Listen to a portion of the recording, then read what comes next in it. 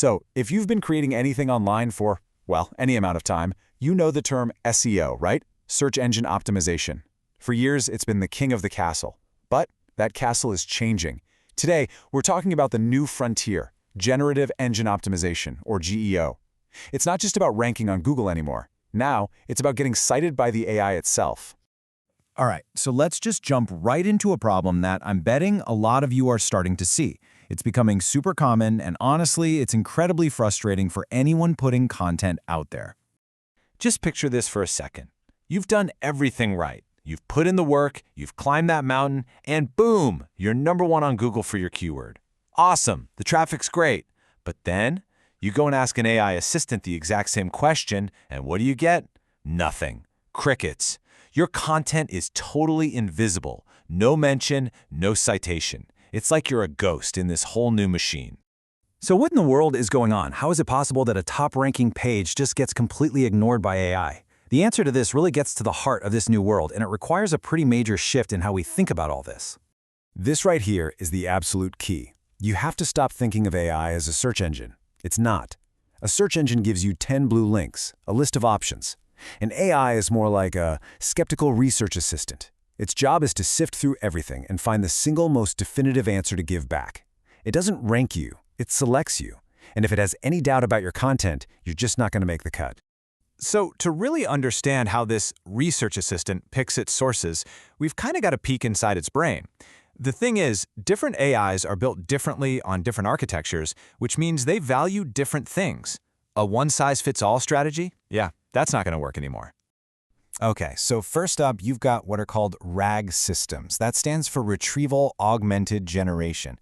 Think of these as the news junkies of the AI world. They do a live search of the web before they give you an answer. And because of that, they put a huge premium on content that's fresh, that's been updated recently, and that's super well structured so they can find and pull out the answer, like right away.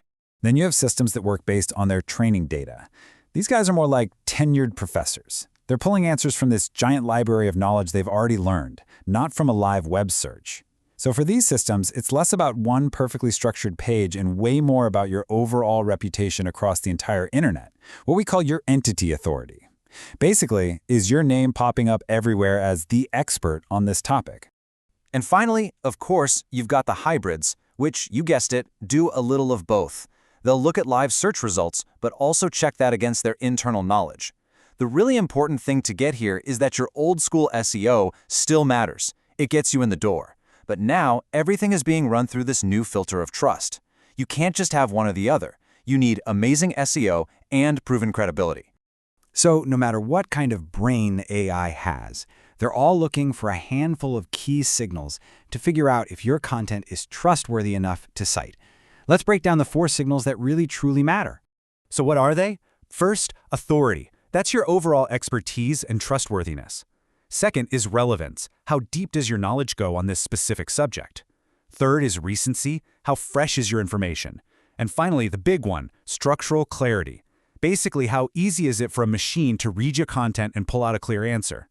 Now, let's zoom in on that last one for a second, because this is where a lot of us go wrong. I mean, just look at this phrase. This is what we call hedging language. As humans, we write like this all the time to sound nuanced and careful. But to an AI, this is a massive red flag. It signals a lack of confidence. The AI research assistant sees this and just thinks, nope, this source isn't sure of itself. I'm going to go find one that is. Now, contrast that with this. Experts state the primary cause is boom, direct, declarative, confident. An AI can grab that sentence and run with it. This is the big takeaway here. You have to start writing for machine-level clarity, not just for human nuance. It's a different game. And get this, the data totally backs us up. A whopping 86% of AI citations come from what are called brand-controlled structured sources. What does that mean? It means your own website, your business listings, your reviews, all the places where you have direct control over how clear and structured the information is. Okay, so we've talked about the problem, we've talked about the why. Now let's get into the good stuff, the how. Here is a super practical 6-step plan you can use to start optimizing your content to get cited by AI, like right now. Let's walk through these. First up, structure for extraction. Put the direct answer right at the top of your page. Simple. Second, build topical authority. Don't just write one-off articles. Create interconnected clusters of content. Third, use schema markup.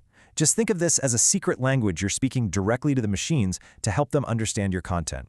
Fourth, strengthen your EEAT signals. That's expertise, experience, authoritativeness, and trust. Add author bios, get good backlinks. Fifth, keep it fresh. Go back and update your most important pages on a regular basis. And finally, number 6, build corroboration. You want the AI to see other trusted sites mentioning you, reinforcing that you're the expert. Okay, so remember what we said earlier about different AIs having different brains? Well, this is where that really comes into play. You have to tailor your approach, because what works for one AI might not work nearly as well for another. And this is where the strategy really gets fun. For a RAG-based system like Perplexity, it's all about recency and structure, so fresh, well-organized content is going to win. But for ChatGPT, which is leaning on its training data, it's all about that entity authority. It wants to see your brand mentioned as an expert all over the web. And then for a hybrid like Gemini, you need that mix, strong traditional SEO to get on its radar, plus those consistent trust signals to seal the deal. The point is, you can't just have one strategy. You have to play the field. So all of this brings us to the final, and maybe the most important question you have to ask yourself. For years, we were told to optimize for search engines but write for humans. But now, there's a third audience at the table. So, is your content built just for your human readers? Or is it also structured, clear, and authoritative enough for the AI assistants who are quickly becoming the new gatekeepers of information? Your answer to that question is going to define your entire content strategy for the next few years.